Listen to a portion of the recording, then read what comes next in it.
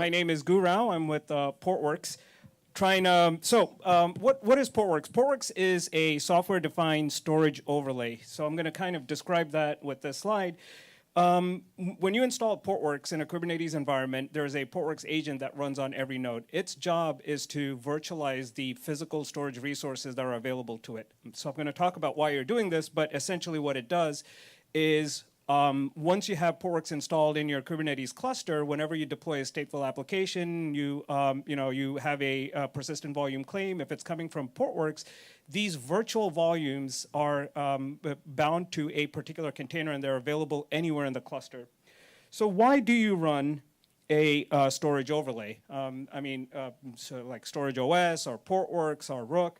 The reason you're virtualizing the storage infrastructure is because first of all, you don't want to have a direct one-to-one relationship between the hardware asset, the physical storage that you have, and the containers that are consuming them. Some good points are made in the security panel as well, why you wouldn't want to do this.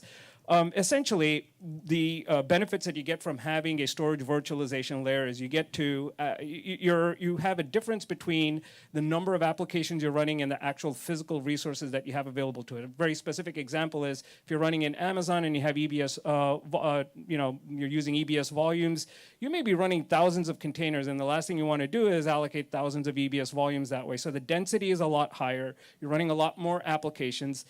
Other really, the immediate problem that you're going to run into, and I think we've been talking about this throughout the day, is the availability. So you want these volumes to be available on any node in your cluster, whether you're running in the cloud or on-prem. You have probably different data centers. So you want these volumes to be available anywhere the container runs. In other words, you don't want to pin a container to a certain node.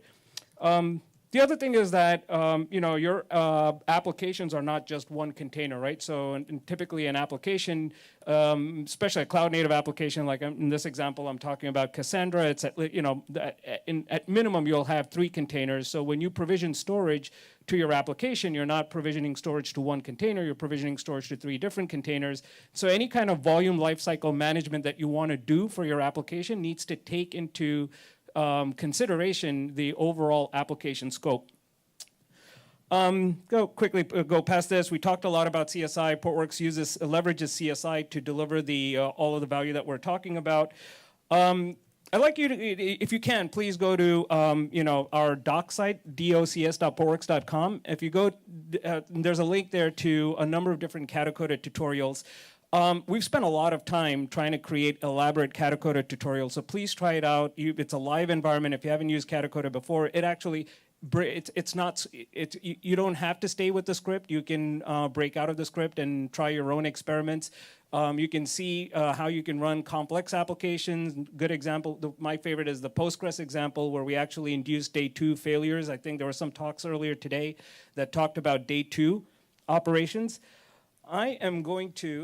I have another minute and a half, so I want to actually talk about a multi-cloud workflows here. So again, go to the Kata-coded site to try out all those examples, but today's theme, and I think in this KubeCon in general, you'll see a lot of discussions around hybrid cloud and multi-cloud workflows. I know Bassam and Aaron talked a lot about multi and hybrid cloud. So I want to do a quick demo. So in this case, what I have is on the right-hand side, I'm running a Kubernetes cluster on-prem, and it's running in a virtualized environment. So just basically single master, 3 nodes. So let me expand this.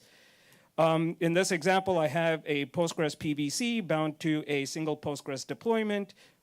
Just execute into the Postgres application over here, and I have about 5 million records. So when you install Portworx, another thing gets deployed, which is called Stork, which is a storage orchestrator for Kubernetes.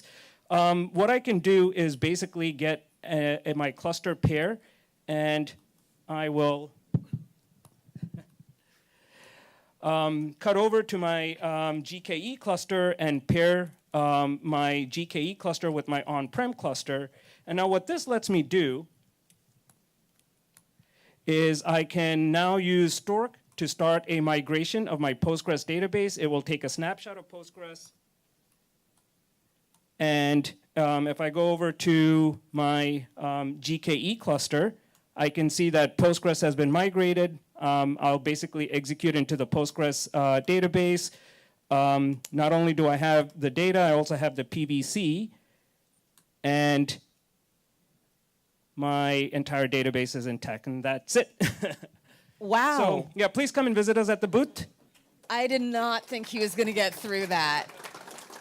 That was courageous. A demo in your lightning talk and slides. That was, I can't believe you actually got that in the time.